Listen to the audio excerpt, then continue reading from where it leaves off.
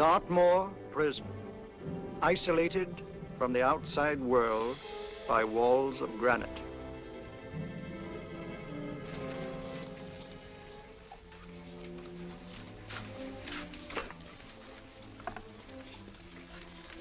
They say you could get out of here by merely telling what you know. You may or may not be another Scotland Yard bloke. But I'll give you the same answer I gave the others. I still have 2 years, 8 months, and 6 days left in which to make musical boxes. That'll be sold at auction for the benefit of this delightful sanctuary. And I intend to sell them.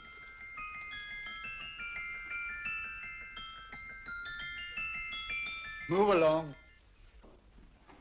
And now we come to the next object on our list, or I should say objects, because there are 3 of them. Now, ladies and gentlemen, these can be bought together or separately. Now, these beautiful little musical boxes only arrived this morning, and I didn't intend to put them on the auction block until later, but I'm going to sell them now. So, good friends, as our old pal Mark Antony used to say, lend me your ears. And what do you hear? Right. The beautiful tinkle tinkle of a musical box. What a lovely trinket. What a beautiful gift. Created and made by loving hands. A thing of beauty and utility. I was going to start with £5. It's a bargain, £5. Do I see any hands? If there's a connoisseur in the house, will go £3 for it. £2. £1. 10 shillings. Thank you, sir. Ladies and gentlemen, 10 shillings is offered for a musical box you couldn't buy anywhere in London for less than £5. It was stealing to let it go for 10 shillings, like taking milk from a baby. All right, we started for 10 shillings. 10 shillings, 10 shillings is offered, 10 shillings is offered, 10 shillings is offered. And anybody give me £1? Want to give me £1? Oh, won't someone give me £1? A pound, £1 is offered, £1 is offered, ladies and gentlemen, £1 offered is against you, sir. Will you go to £2? Will you go to £2, sir? £2, £2 is offered, £2 offered, going once, twice, third and the last call. So to the gentleman for £2. Sorry, my dear. Now, ladies and gentlemen, comes the opportunity to purchase an exact duplicate of the beautiful little musical box just bought by this gentleman for the ridiculous low price of £2. Oh, it's exactly the same. Exactly the same. Made with the same hands. You hear that? Isn't that lovely? That tinkle, tinkle, tinkle, tinkle. Sounds like Bow Bells to me, you know, little angels pulling on the ropes, eh? Who'll give me £2 for it? Who's starting with £2? Will anybody starting with £2? Oh, come, ladies and gentlemen. You know, from your enthusiasm, we might all be in Scotland instead of London. Please buy it for me, Daddy. £2, certainly not. We all might be in Scotland. Besides, I don't like his manner. £1, 10 shillings. £1. £1 is ours. £1, £1 is offered. £1 is offered, going £1. In advance, going once, going twice. The third and the last call. Sold to the lady for £1. Smart bidding, my dear. Thank you. We come to the third and last of these beautiful little musical boxes. Exactly the same. Tinkle, tinkle. Isn't that lovely? Ladies and gentlemen, I don't bring you here to gull you and swindle you. This is the exact replica of those 2 I just sold before.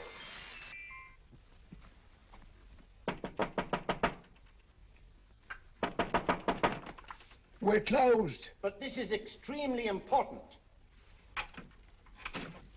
Come in, sir, come in. I'm sorry to disturb you, but I was unfortunately delayed from arriving in time to bid on certain articles which I was rather anxious to obtain. Oh, perhaps they weren't sold, sir.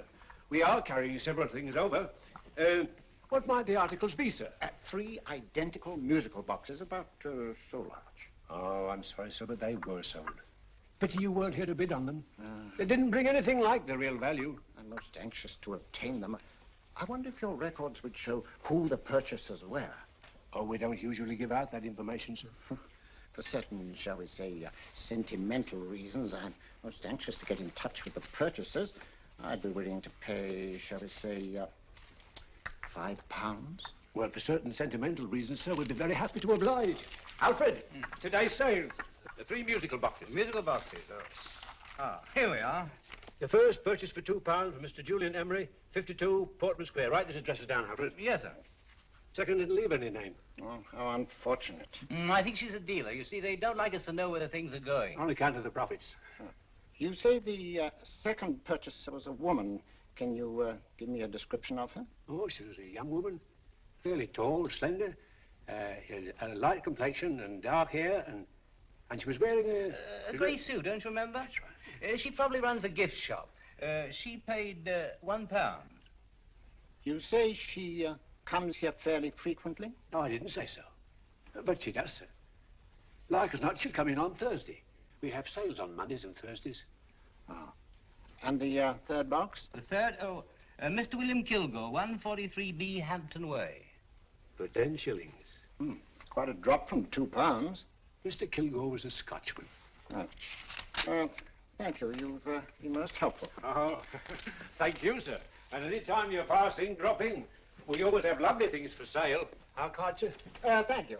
I'll be back Thursday.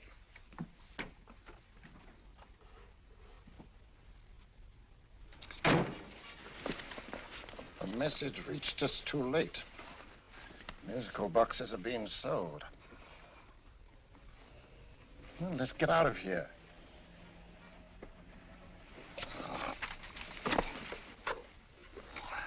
Someday you'll go too far.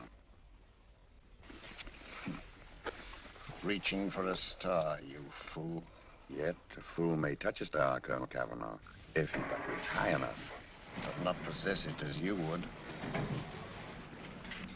The musical boxes, they're being sold. What a pity for you, my dear Colonel. Is it my fault that the message reached us only an hour ago? Is it my fault that they were sold? She can't hold me responsible for that. Hope for your sake you're right.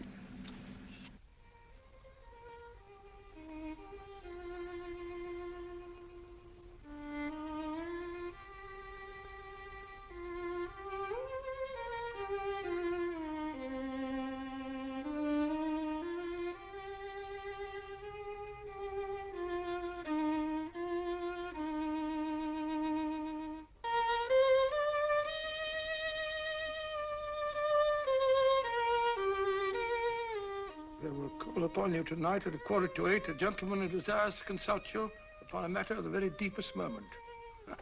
Remember that letter, Holmes? It was written over 2 years ago.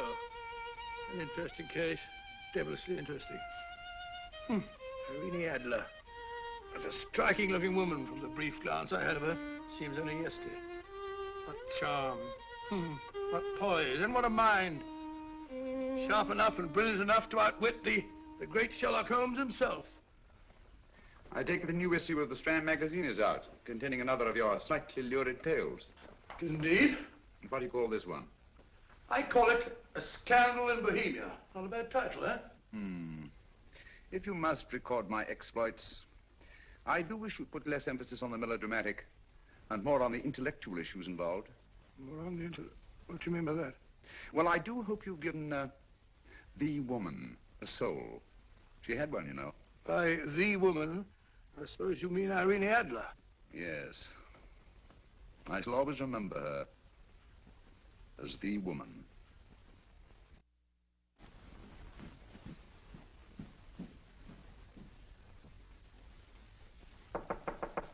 Come in.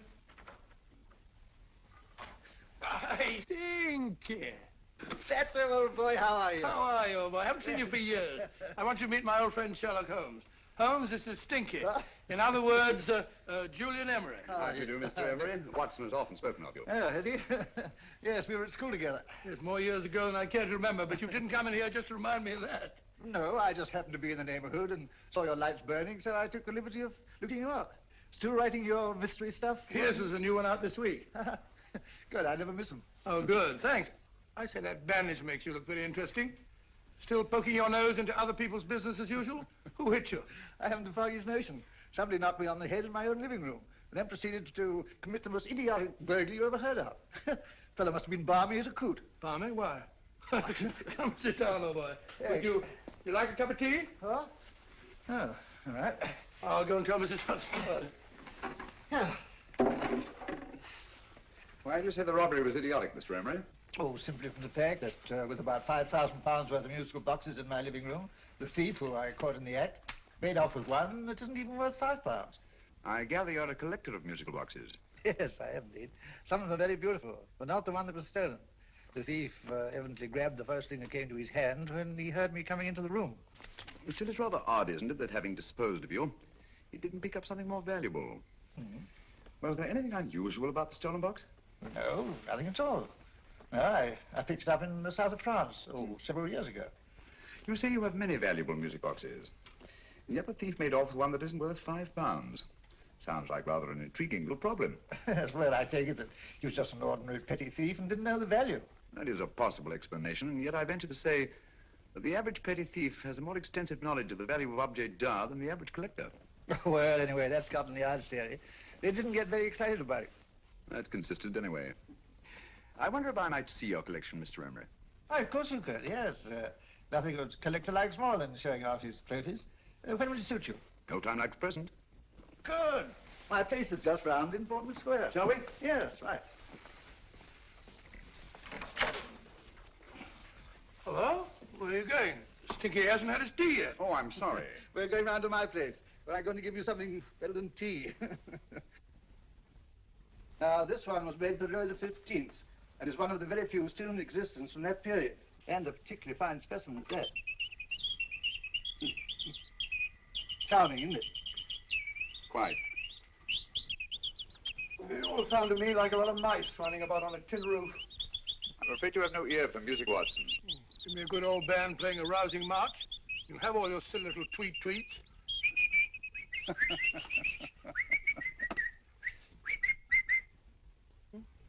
Another one. Is this me?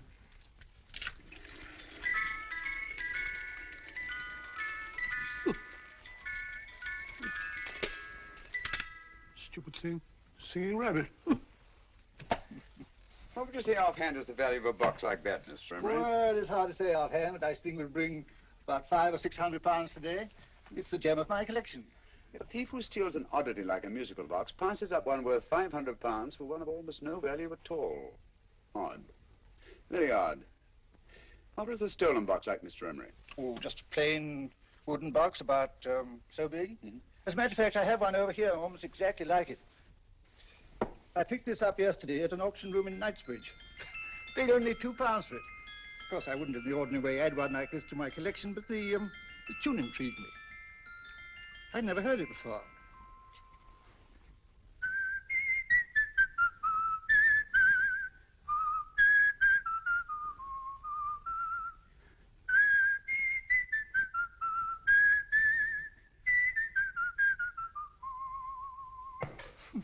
You have a remarkable ear for music, Holmes. Rather an unusual melody. Sit down, Bill.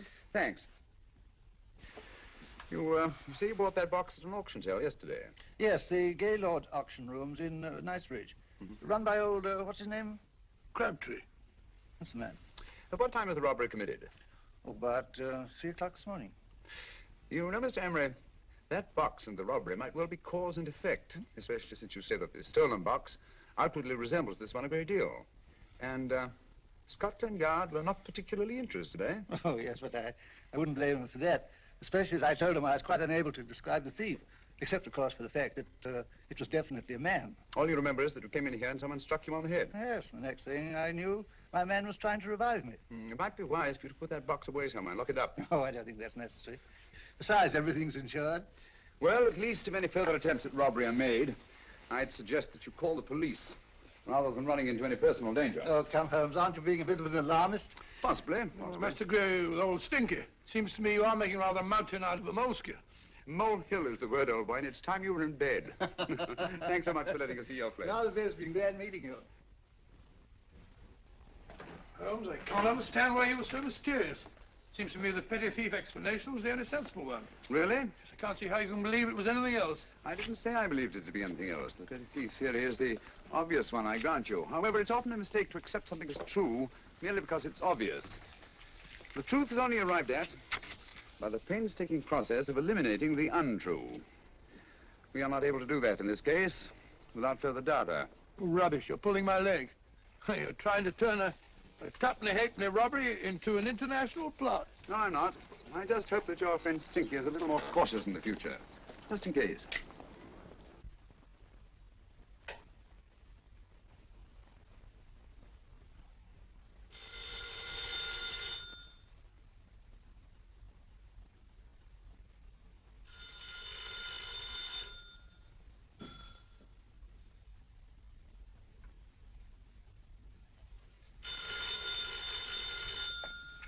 Hello? Yeah? Julian Emery here. Who? Why, of course I remember you, Mrs. Courtney. Yes. Yes, you're the one bright spot at that appallingly dull affair of Lady Sanford's. Huh? Of course it isn't too late to come round. Yes, I shall be delighted to give you a drink. I tell you what, come straight up and I'll leave the door unlatched. Right, well, 15 minutes? Good. I shall be counting each moment. No, I mean that, really. Right, goodbye.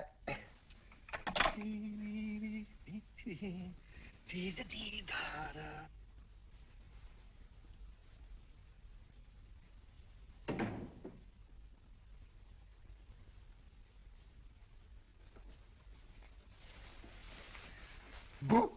Oh, you startled me. Did I? Yes. Must be the pixie in me. I know I shouldn't have called you so late, but I was at a party just around the corner, and I remembered your invitation to see your collection of musical boxes. My dear Mrs. Courtney, pleasure is all the greater for being so unexpected. My friends call me Hilda. Thanks. Mine called me Stinky. Stinky, how quaint. Oh, what a perfectly wonderful collection of musical boxes. You know, when you told me you had a collection, I had no idea it was so attractive. Yes. They appeal to the ear as well as to the eye. Oh, what a plain little one. Why, it looks just like a country cousin amid all this grandeur. No. You mustn't underestimate the country cousin. Only last night a burglar broke in here, and with all these to choose from, went off with one very much like it. Really? Yes, I don't mind the loss of the box so much, but I do resent this crack on the skull. But it makes you look so interesting. Oh, do you think so? Uh-huh. It's funny, that's what old Fatso said. Fatso? I mean, Dr. Watson. He was here this evening with a friend, Mr. Holmes. He's interested in my collection, too. Sherlock Holmes? Yes. Do you know him? I've heard of him. Yes, he seems to think I'm in some sort of danger. What a haunting tune. It takes me right back to my childhood. Really? You know, it's odd that you should be interested in that particular musical box. Odd? Why? Because Mr. Holmes is also interested in it. He may have been more interested in the tune than in the box. My dear, yes, that's right. I remember now. He whistled it note for note, having heard it only once. Really? He must be a remarkable man. Bit of an alarmist, if you ask me. Don't you believe in warnings? Of course not. Who'd want a box like that? I would. You're not serious. Oh, but I am. Well, you put me in a very awkward position. I'm a collector, you know. And the collector buys but never sells. But if the price were high enough... The price has nothing to do with it. It's the principle of the thing. Yes, well, we haven't had our drink. No, thanks. I must be getting along. Must you really? I'm afraid so. You're not walking out on me, are you?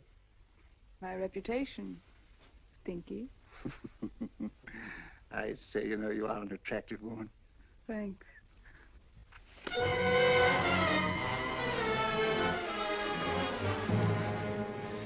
You fool. I told you to wait outside. What did you have to kill him for? All I had to do was walk out with this. He held you in his arms. Don't touch him. Don't touch anything. Now get out.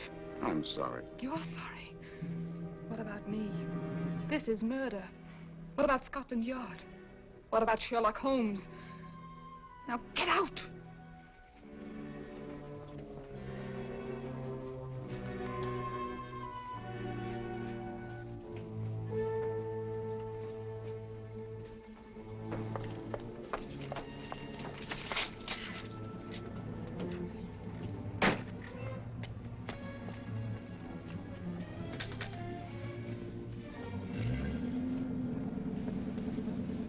Did you get it? Good. Did you have any trouble with him? Just a matter of murder. Ah, Mr. Holmes. Hopkins. Thanks for coming so promptly. Inspector Lestrade suggested that I call through to you. Mr. Emery was the client of Mr. Holmes, Inspector. Indeed. You didn't mention that when I telephoned you, Mr. Holmes. Well, not exactly a client, Inspector. Sergeant Thompson? He was killed between the hours of 11 and 2 o'clock this morning, Mr. Holmes. Must have been someone he knew, someone of whom he had no suspicion. Poor old Stinky. It's all my fault. I should have prevented this. Well, there's no time to start talking about that now, Doctor. Apparently it's gone. That's the second attempt on the musical box that Emery bought at the auction sale. And this time it was successful. But that box was only worth £2. It was worth a man's life, Watson. I think we'd better pay a visit to Gaylord's auction room and that fellow Crabtree. Inspector, may I suggest that you make a complete search of this flat for a small, plain, musical box about that size? Thank you. Come on, Watson. You say the first box went to Mr. Julian Emery. The second to Mr. Kilgore, 143B Hampton Way. And the third to the unidentified young lady who presumably has a shop and lives near Golders Green. That's right, Mr. Holmes. Isn't it rather strange, Mr. Crabtree, that you should have had 3 identical musical boxes all playing the same tune? Where'd they come from? Dartmoor Prison. Dartmoor? Yeah, we get a regular shipment from there every month.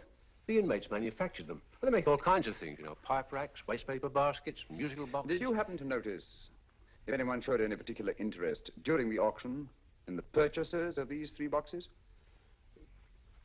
Oh, come now, Mr. Crabtree. This is very literally a matter of life and death. Well, since you put it that way, Mr. Holmes, there was a gentleman came in here about an hour after closing time, and he was in an awful state, he was. He gave me £5 to tell him where the boxes had gone to. He said they had a sentimental value for him, sir. Expensive sentiment. Can you describe him? He was tall, distinguished looking, and he had grey hair and a moustache. Oh, he was quite a gentleman, sir. Now, what was his reaction when you were unable to supply him with the address of the young lady who owned the shop?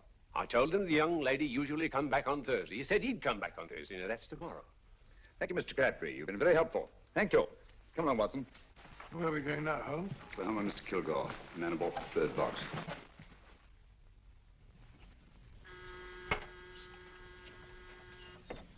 But hang it all, Holmes, how do you know those other 2 musical boxes are of any importance? I don't, but I certainly have no intention of waiting until the owners are murdered to find out. No one at home. I hope that's the explanation. I'll have a look through this window.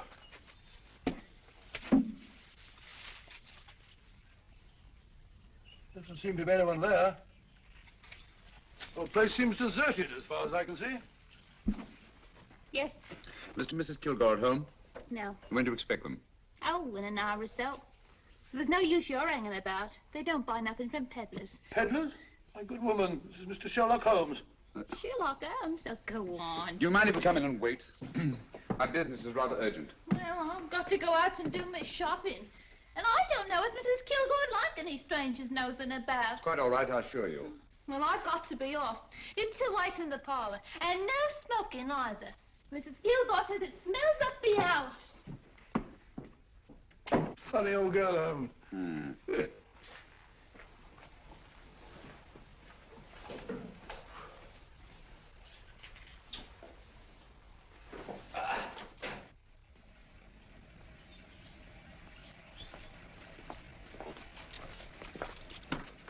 Park Lane. Park Lane? And what would the likes of you be doing in Park Lane? Now, don't worry about the fare, Ducky. If you knows how to get to Park Lane, up it.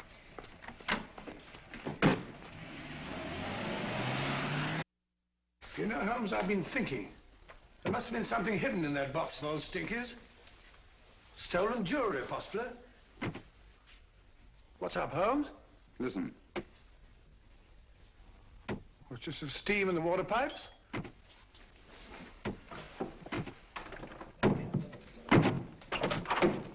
Watson! Great Scott! Come on, Holmes. Get on the chair here. All right, my dear. There. Now, don't worry. It's all over. There you are, dear. Don't cry anymore. She tied me up and shut me in the cupboard. I know. She won't come back. Did you show her your new musical box? Yes, she said she wanted to hear it play, and as soon as I showed it to her, she grabbed hold of me. I know. Now, don't worry. We'll buy you a new musical box. Yes, my dear, the best one in London. Watson. Oh, what a fool I've been. What do you mean, Holmes? She took the musical box out of this house in that market basket, right under our very noses. Why could the Kilgore charwoman want to take the music box? She isn't the Kilgore charwoman. She's a consummate actress. An extremely clever, unscrupulous woman who will stop at nothing. Take care of the child, will you, Wolf, till our parents get back. Explain everything to them. Of course I will. But, Holmes, where are you going? Somewhere, somehow. I must get to the young lady who bought that 3rd musical box before our opponents find her. I only hope that I won't be too late.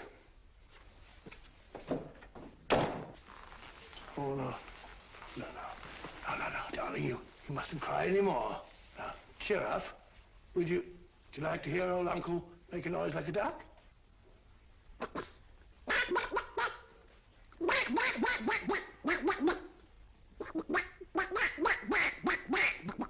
Oh, sorry?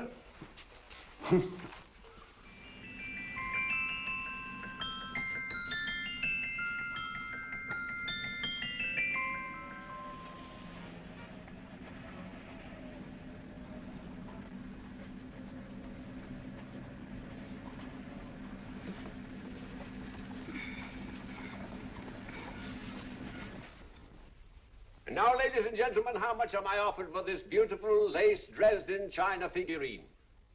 A lady of the French court. Now, this is the genuine article. What a beautiful ornament for your mantelpiece. Or you could use it as a centerpiece on the dining room table. Now, will somebody start me for £10? Will somebody start me for £10? £8? £7? All right, £5 is offered, £5 is offered, £5 is offered, £5, 10, £5, 15, £5, 15. £6 is offered, £6, going once, going twice, the third and the last call will be all done. Sold to the lady from Twickenham for £6. Next, we have a real museum piece, ladies and gentlemen. A fine 19th century doll. The costume an exact replica of the holiday clothes worn by the Hungarian peasant women. Now, ladies and gentlemen, an article like this would cost you from £15 to £20 in a West End shop. I'm not going to ask for anything like that. Will give me £2 for it. £2. Does anybody offer me £2? £2 for the Hungarian? £2? £1. What? Anybody give me £1? Anybody offer me £1 for the doll? £1 is offered, ladies and gentlemen. £1 is offered. Now, I'm not going to waste your valuable time or mine in trying to get one half of what this beautiful doll is worth. If the young lady can steal it for £1, that's her good fortune. So it's going once, it's going twice, the third and last call. Any more? Sold to the young lady for £1. And now, ladies and gentlemen, may I draw your attention to something which may be a great surprise to you, worthy of any collection. The only other one like it is in the British Museum. It's a Ming vase of the 7th dynasty. This vase lay in a large collection somewhere outside Rome for over 2 centuries, I understand. It was discovered there by the noted antiquarian, Sir Andrew Coppleston. Now, some of you may remember Sir Andrew Coppleston. Besides being a noted traveller and antiquarian, he's also a gentleman rider. A girl with a parcel in her hands, that's her. Are you sure that's the girl? Well, she fits perfectly the auctioneer's description. Follow her, Hamid.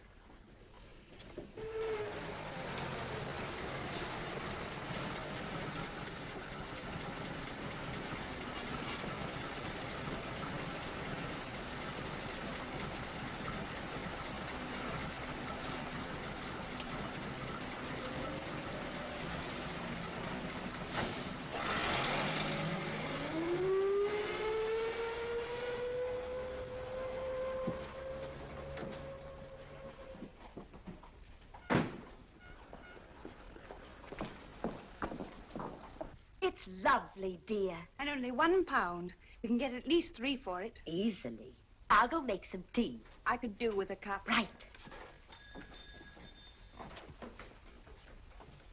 Good afternoon. Good afternoon. I'm looking for a birthday gift for a 7-year-old girl. What would you suggest? We have some lovely dolls. Now, this Hungarian I peasant... think she has enough dolls already. Books are always welcome.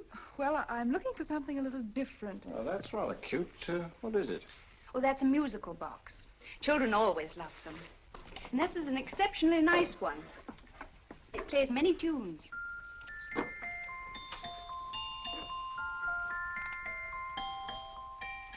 Have you any others? Yes. If you'll just step this way. I have only 2 left.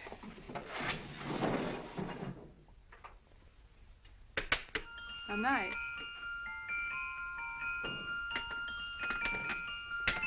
Are you sure this is all you have? I'm sorry. They're rather hard to find, you know. That's our entire allotment. I did have one other, but I sold it earlier this afternoon. But it was only a plain wooden one. It wouldn't have been a very nice gift for a child. Really? Do you happen to know who the purchaser was? Why, yes. He left his card, just in case anyone should inquire for him.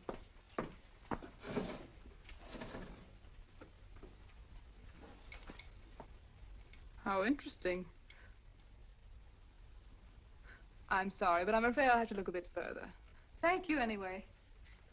Good afternoon. Thank you.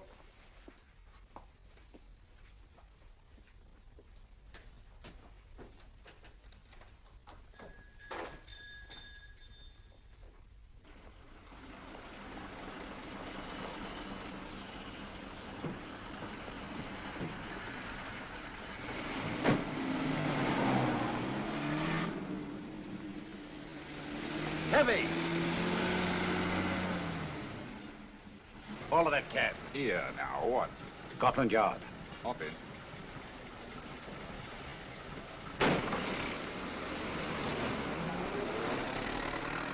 Sherlock Holmes. I might have known. We thought we were the hunters, instead of which we're the hunted. We've been fools. We played right into his hands. Of course. He's had us followed. Don't look. The man in front of the toy shop. Hamid, turn sharp right at the next corner and again at the next.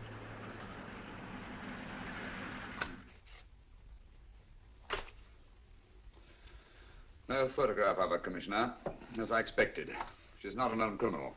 But how do you expect to know if you do find her? After all, she was disguised as a charwoman. Don't worry, old fellow. If I ever see her again, I'll recognize her. Well, it won't be long till we know who they are and from where they operate. Who's covering them? Sergeant Thompson's following them, sir. They won't get away from him. He's a good man. We could have arrested them at Clifford's toy shop if we had any proof. But we know that they killed Emery. Proof, my dear fellow. We must have proof. We have x-rayed it, sir. There's nothing whatever concealed in the box. We'll have a look at the plates.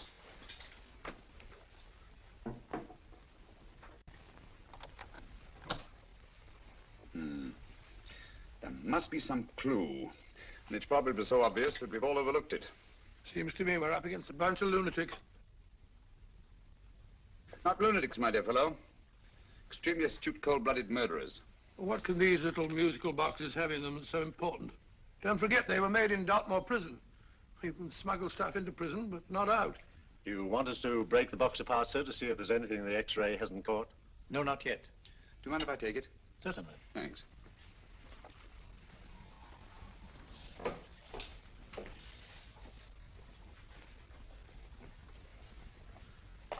The governor of Dartmoor Prison informed us, sir, in answer to Mr. Holmes' question, that all three musical boxes were made by the same convict, John Davidson, serving a 7-year term, sir. Davidson? The Bank of England plates. That'll be all. Yes, sir.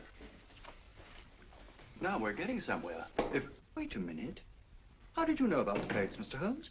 I'm a student of crime, Inspector. I make it my business to know about such things. And when the name of Davidson was mentioned... Well, who is this fellow Davidson? As long as Mr. Holmes seems to know all about it already, I suppose there's no harm in telling you.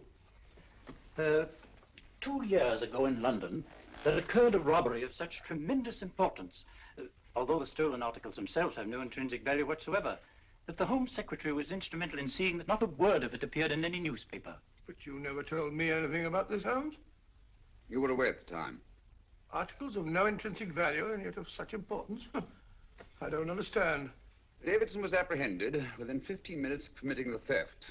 But by that time, he'd hidden the articles in question and they've yet to be found. Before going further, Dr. Watson, I must inform you that this matter's not to be mentioned outside of this room. Of course not. Do I look like a man who'd gossip? Let's not go into that now, old fellow, shall we? Davidson had been employed for years in a position of extreme trust by the engravings department of the Bank of England. The articles he stole were nothing less than a complete duplicate set of plates for printing £5 notes. What? The Bank of England's own plates? Precisely. And with those plates, a gang of crooks could flood England with £5 notes, not forged in the usual sense of the word, but notes undetectable from genuine Bank of England notes in any way whatsoever. Good heavens. Any whisper at all might have resulted in enormous damage in shaking public confidence in the Treasury. We tried everything after we arrested Davidson. Offered him a shorter sentence if he'd tell us where he'd hidden the plates. Why, we even put in Scotland Yard men with him as cellmates, but no results. Obviously, Davidson is a man of strong character and infinite patience. Yet suddenly he feels impelled to smuggle out the secret of the hiding place of the plates to his confederates. Why? I don't understand, Mr. Holmes. Well, for example, has the Bank of England made any plans to radically change the design of the £5 note so that in, say, 7 years from now, notes made from the stolen plates will be worthless? Confidentially, Mr. Holmes, such a move was discussed. But replacing all the £5 notes in circulation would be such a Herculean task that nothing's been done about it as yet. I see. Of course, there is another possible explanation. Davidson didn't have much time to find a hiding place before he was captured. He may be afraid that the plates will be accidentally discovered before he's released. Hence his anxiety to communicate their whereabouts to his confederates as soon as possible. I believe you've hit it, Mr. Holmes. I'm sure that the message is contained in this musical box. Or rather, in all three musical boxes, since possession of all three seems to be essential. Our opponents have 2/3 of the puzzle, we have 1/3.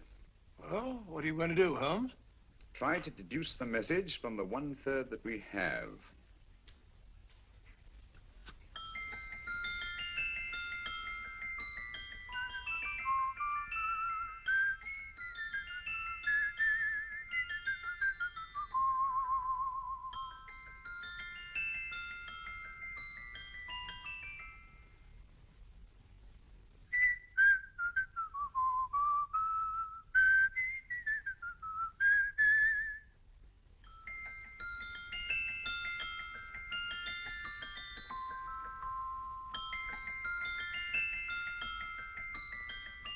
It's the same tune as the one played by Emery's musical box.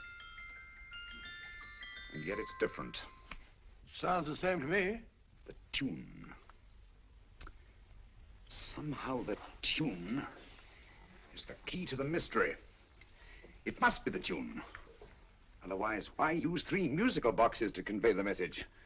Why not collar boxes or shoe boxes? Yes? Oh. It's for you, Inspector. Oh, thank you, sir. Inspector Hopkins speaking. What? Where? Golders Green Station reports they've just found Sergeant Thompson's body. From the tire marks on his clothes, he was apparently run over by a taxi. What an unfortunate accident. Not an accident, my dear fellow. I'm afraid it's murder. Just who you're going to meet when you're walking down a busy London street. Mrs. Hawkins, Mrs. Brown, any subject of the crowd. Oh, you never know just who you're going to meet. So you better hold your topper in your hand, just in case you meet a lady on the Strand. Girls will think you're kind of sweet, and your day will be complete. Oh, you never know just who you're going to meet. Now, a gentleman is judged by his appearance. Yes, a gentleman is judged by how he talks. Now, he's much better off when he's acting like a toff, especially if he's taking him a walk. What on earth is this outlandish place? A rendezvous for actors. Actors?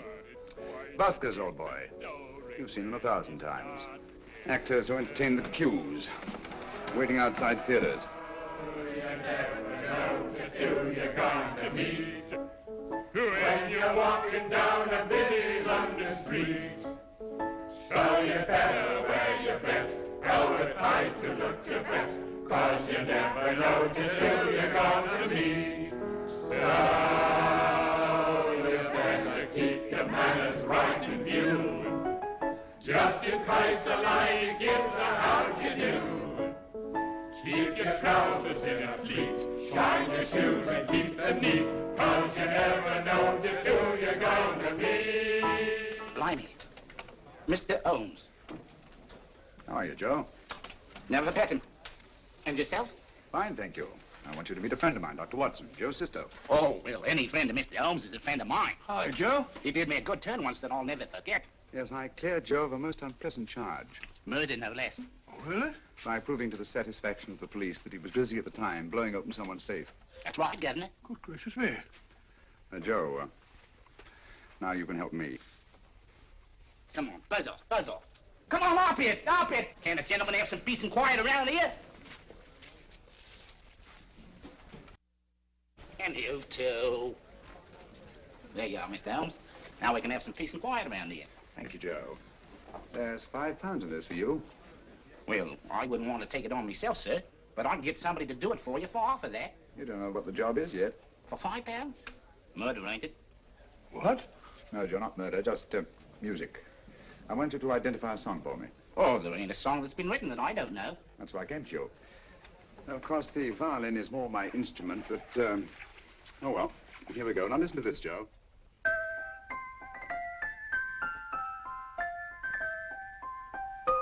Wait a minute. You're playing that wrong.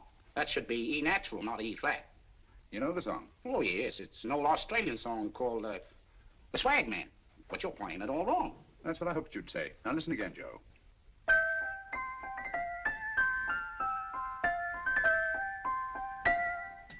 That's the same tune, all right.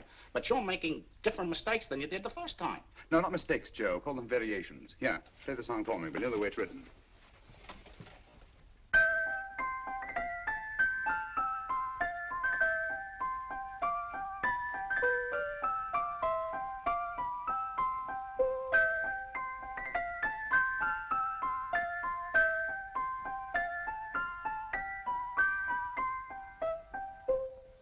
There you are. Thank you, Joe. What's it mean, Holmes? Are you onto something? Perhaps. I don't know yet. It's probably a code of some sort. Joe, could you write the song down for me, the way it was originally written? Oh, sure, Mr. Holmes. But it'll take a few minutes. Here, Mabel. Pale ale. Come on, up to it. Along with it.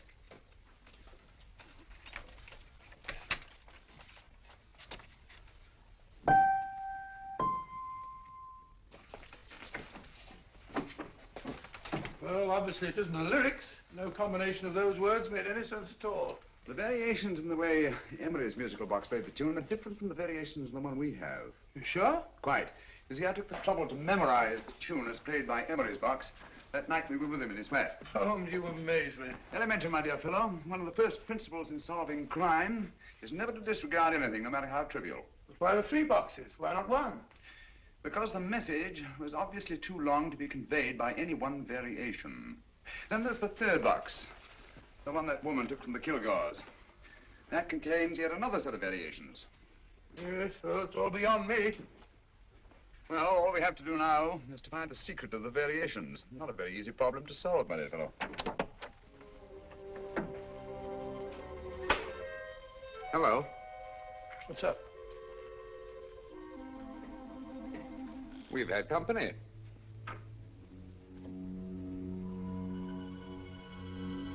I say, this is outrageous. Ask Mrs. Hudson to come in here, will you? Right.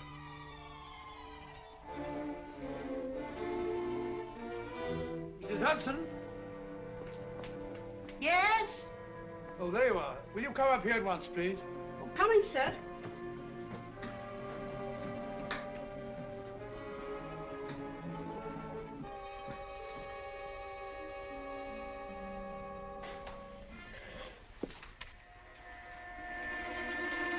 Mercy me, Mr. Holmes. What has happened? Who called while we were out, Mrs. Hudson? Just a young lady. The one who said you wanted her to wait for you. And a nice-looking old gentleman with Our her. friends again, Watson. Friends? What did the young lady look like? Oh, I couldn't see her face. She had a heavy black veil on. But she had such a nice way with her. Oh, I'm sorry, Mr. Holmes, if I've done anything wrong. But you did say I should always let clients come in and wait for you. Don't worry, Mrs. Hudson, don't worry. You had no way of knowing. It's quite all right, quite all right. Now, don't worry, Mrs. Hudson. Don't worry. Where on earth's the musical box?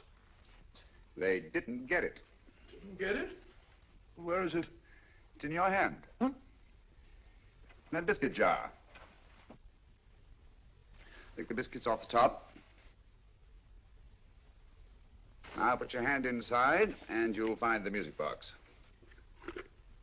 Well done, Holmes. Well done. Amazing.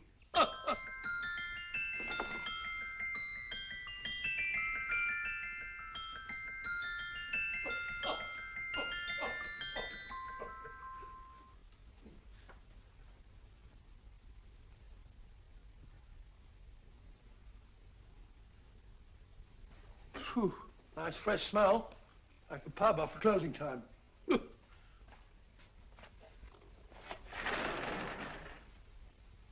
I say, Holmes, What? it's morning. Allow me to congratulate you on a brilliant bit of deduction.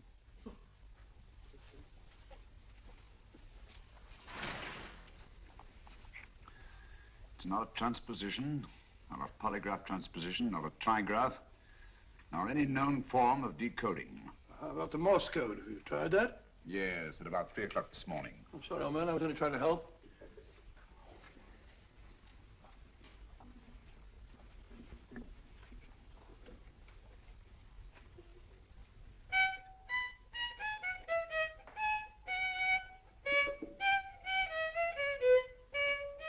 Oh, do me a favor. Not again. Must have heard that thing 1,000 times. Kept me awake all night.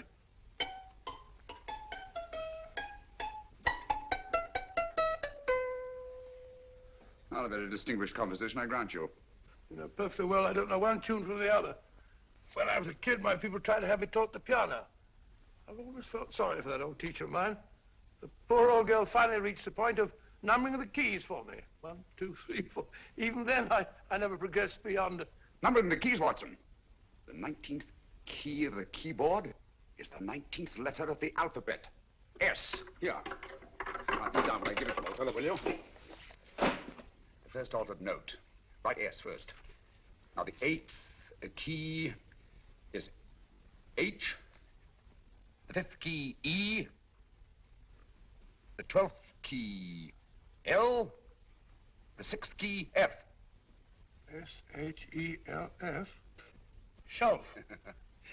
Your piano lessons were not in vain, old fellow. You've solved it. Thank you. Oh, thanks, old bean. Hold it. We now have 2/3 of the message. Behind books, third shelf, secretary, Dr. S. Presumably, these are the first and second portions of the message. And this gang has the first and third parts of it. Precisely. Then it's a stalemate? Yes, Commissioner, but we can't leave it like that. There's no doubt in my mind that they'll try to secure our third of the message that's missing. Well, I assume you've taken every precaution to guard the Clifford music. Oh, yes, it's carefully hidden at Baker Street with Dr. Watson on guard. However, I'm reasonably certain that, difficult as it may be, we can find the plates even without the missing part of the message. Behind books, third shelf, secretary, Dr. S.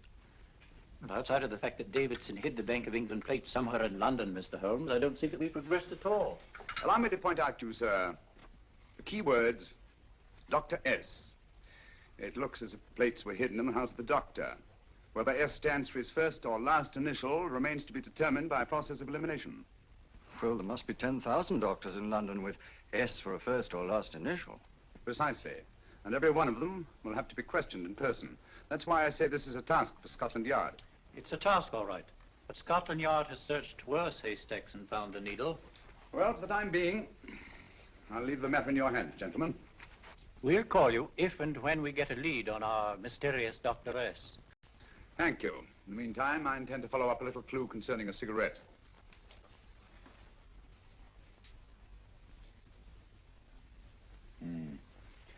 You're certain of the identification of the tobacco? Absolutely. I have made up this special blend for only 3 customers.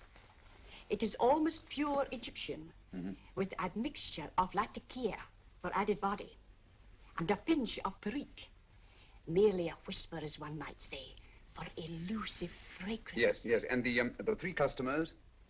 Major Wilson in Bombay, India. Mrs. Catherine Leamington Smith in Ireland. Yes, and the 3rd? Mrs. Hilda Courtney of Park Mansions, Bryanston Square. Thank you. Thank you very much. You've been most helpful. It is a pleasure to have been of service, Mr. Holmes.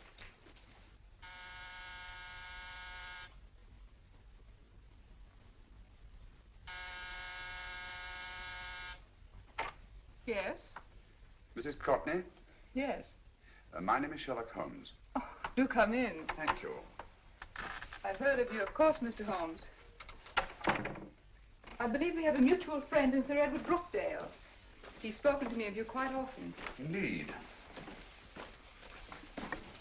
And to what good fortune am I indebted for this visit? I think you know Mrs. Courtney. Well, I did get a summons for speeding last week. But outside of that, I don't think I'm of any interest to the police.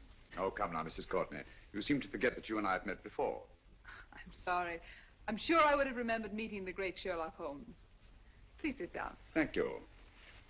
You say we met before. Yes.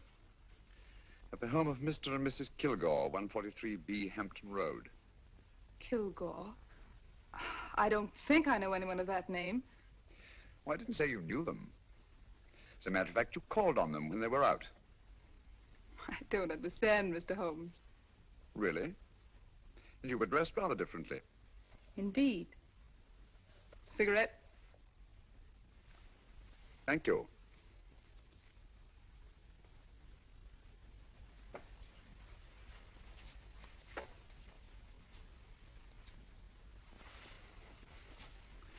Thank you. You know, Mrs. Courtney, people generally forget, in assuming a disguise, that the shape of the ear is an almost infallible means of recognition and identification to the trained eye. Evidently, you've mistaken me for someone else. Oh, no, not at all. Though naturally, I expected your denial. But when you paid your visit to my rooms at Baker Street, you carelessly left behind another identification.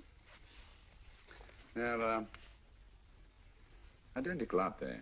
Yes, I must admit they are. You see, Mr. Holmes, to catch one as clever as you, I had to use a very special lure. I knew you'd be unable to resist the bait of my cigarette, having read with great interest your monograph on the ashes of 140 different varieties of tobacco. I should advise you not to move, Mr. Holmes. I must congratulate you on your ingenuity, Mrs. Courtney. It was indeed a brilliantly designed trap. Thank you, Mr. Holmes. Praise from a master is indeed gratifying.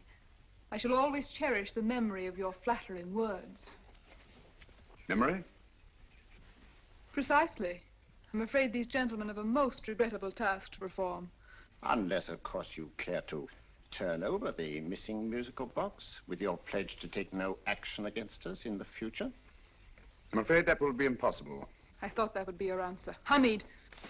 Careful! Careful.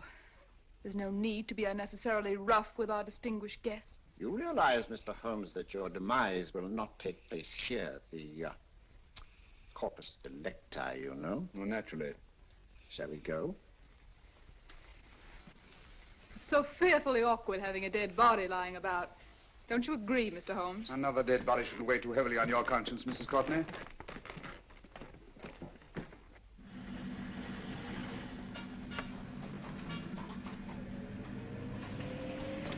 Do you mind if I have a cigarette? Don't see why not.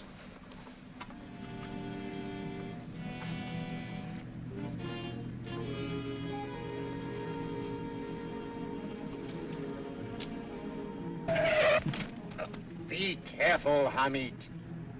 It's the brakes, they bind. Thank you, Colonel Cavanaugh.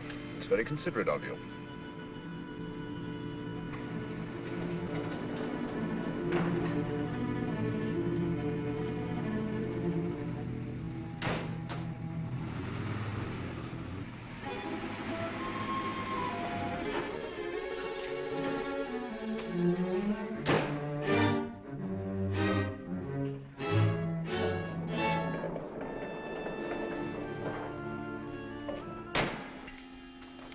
You'll be happy to know, Mr. Holmes, that your death will be a painless one.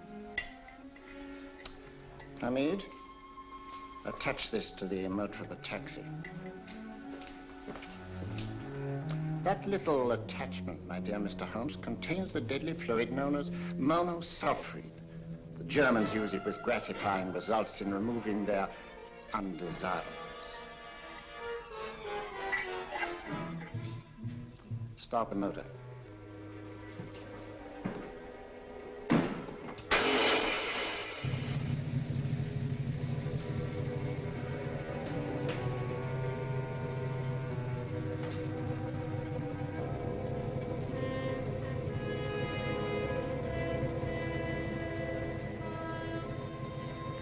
Tape his mouth.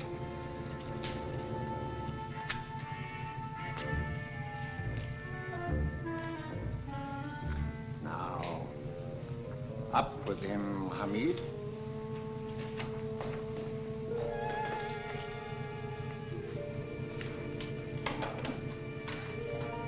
You find yourself like Muhammad's coffin, Mr. Holmes, suspended between heaven and earth. Plenty of fuel in the tank? Good. It would be too bad to have anything go wrong through so simple an oversight.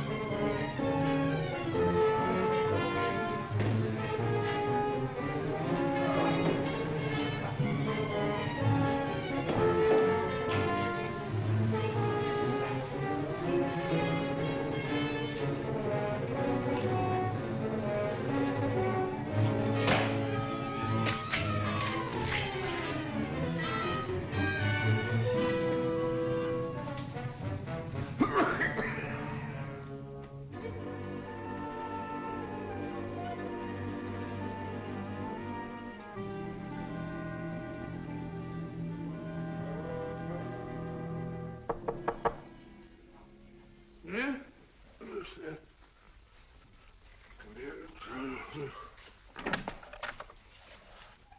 Good afternoon. Mr. Sherlock Holmes? No, I'm Dr. Watson. Oh, of course, Dr. Watson. How stupid of me. Oh, so, this is stupid of me. Won't you come in? Well, I really came to see Mr. Holmes. Oh, I'm afraid he's out. I don't know when he'll be back. Perhaps there's something I can do. Won't you sit down? Thank you. You know, Sherlock Holmes and I have been engaged on a great many cases. Oh, really? Yes, indeed. Well, as a matter of fact, this very moment, we're involved in one of the most baffling... Oh, well, won't you tell me your trouble, and I may be able to help you. That's very kind of you, Dr. Watson. Perhaps if I wouldn't be imposing too much. Imposing? Oh, there's no imposition. No imposition at all. A pleasure, I assure you. Now, tell me all about it, Miss Williams. Mrs. Williams. I live in Surrey, Dr. Watson, and I've come up to London in sheer desperation. My only sister has disappeared, and the local police seem utterly unable to find her. Well, Holmes and I solved a case exactly like that once. Very interesting, as far as I remember. I call it the adventure of the solitary cyclist. Oh, sorry. Now I come to think of it, it wasn't so very similar. Entirely different. I don't think what I was saying. Where were we? She's only 17, Dr. Watson, and until she disappeared last Thursday, she seemed to be in the best of spirits. Possibly a romantic entanglement? Oh, no, nothing of the sort. She left no note, didn't even pack a bag, no explanation. She just started to walk to the village from our house in broad daylight and simply vanished from the face of the earth. Oh, there. Might I have a glass of water? Glass of water. I want 1 minute.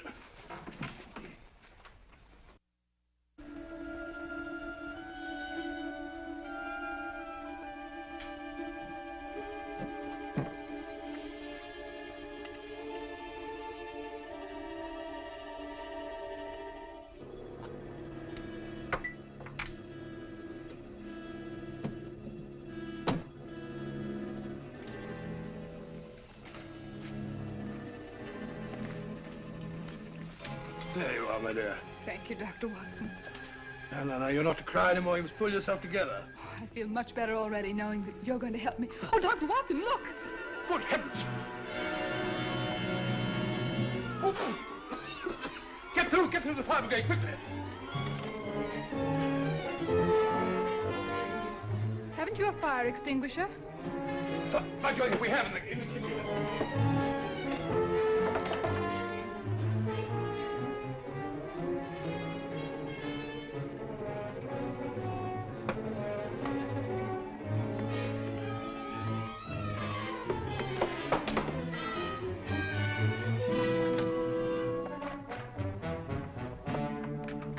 Don't you worry, Miss Williams. We'll have this thing out in no time.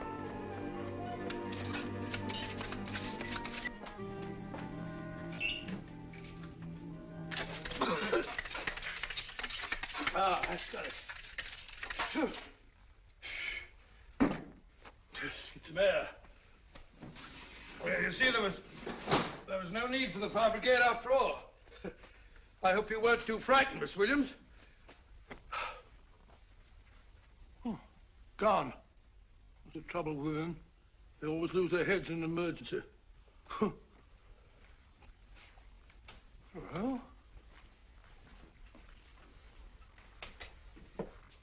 a musical box.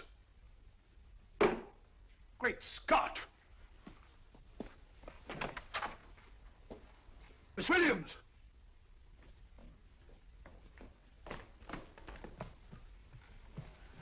Well? Good. And Holmes? By now, Mr. Holmes has no doubt exchanged his violin for a harp. Always assuming that heaven is his destination. And now that we have the missing musical box.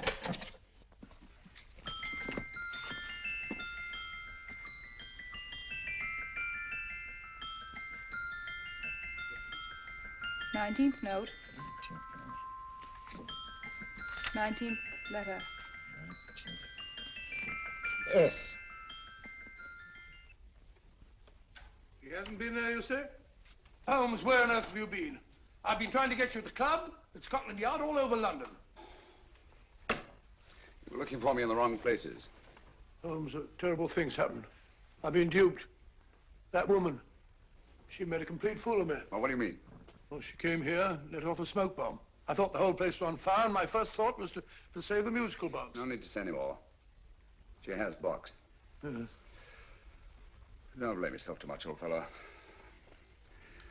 She's an extremely clever antagonist. Smoke bomb, you said? Well, you can console yourself with the thought that your charming friend is at least a reader of yours. What do you mean? If I remember correctly, you wrote about my little experiment with smoke and the cry of fire in a story you entitled A Scandal in Bohemia, which has just appeared in the Strand magazine. All right, old boy. Don't rub it in. Well, it may cheer you up to know that you made a fool of me, too. Ah, that cigarette stub was planted here for one express purpose. We're going to bandaging around this place. Bandaging? What's the matter, Holmes? You hurt? Explanations will have to wait until later. At the moment, we're faced with a problem which I fear is insurmountable. Come over here, old boy, will you? Right. Our opponents are in possession of all three parts of the code. And here are we, while the Bank of England plates pass into their possession. Cheer up, old fellow, cheer up. As Dr. Samuel Johnson once said, there's no problem the mind of man can set that the mind of man cannot solve. What's that, old fellow? I was just quoting Dr. Samuel Johnson. He said there is Thank you, Watson. Thank you. Leaving the front reception room, we come into the main hall, where Dr. Johnson was in the habit of passing through to have his meager meals in the dining room opposite, in company with his friend and biographer, James Boswell. We will now pass up the stairway, which remains in its natural wood finish, just as it was when the good doctor was here. The framed etching on the wall is believed to have been presented to Dr. Johnson by the distinguished painter, Sir Joshua Reynolds. I've been told here that picture was given in by Mrs. Thrale, and it's definitely not a Reynolds. Is that important, my dear? Oh, I'm sorry. This way, ladies and gentlemen, please, this way. Move along, children, move along. The secretary's not on this floor. Patience, Hamid. I've a feeling My that... dear Colonel, with Sherlock Holmes out of the way, what could go wrong?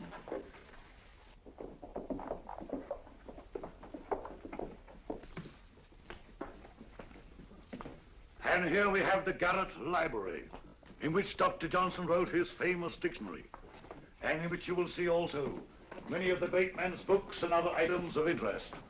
Step forward, ladies and gentlemen, please, step forward. Standing in the corner is the secretary, which contains many of the original works by the literary genius. On this table, Dr. Johnson's cat, Hodge, used to sleep while his master worked. A strange thing about this cat, ladies and gentlemen, was its love of oysters. They do say that the dear doctor often went hungry to find the cat that delicacy. What a pity.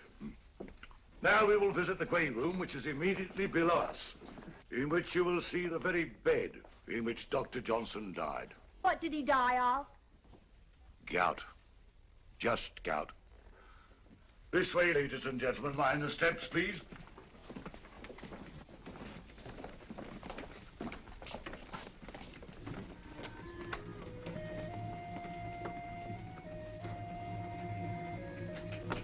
Your keys.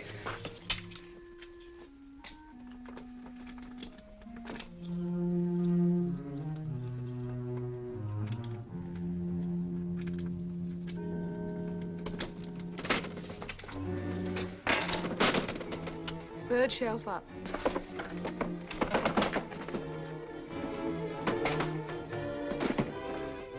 The knife.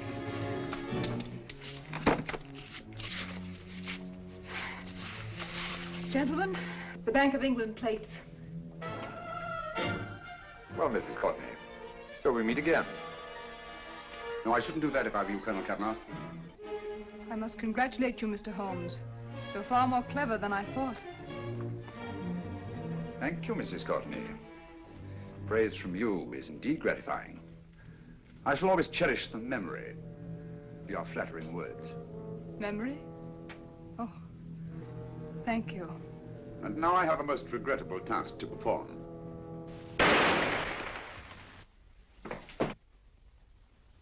Holmes! Coming, Holmes! Holmes, you all right? Perfectly, thank you, old fellow, but I think this gentleman on the floor requires some medical attention. We must see that he looks his best, you know, when he's hanged. Take them in charge.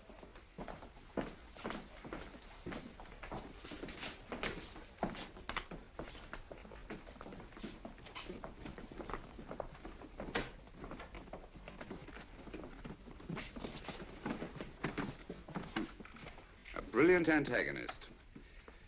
It's a pity her talents were so misdirected.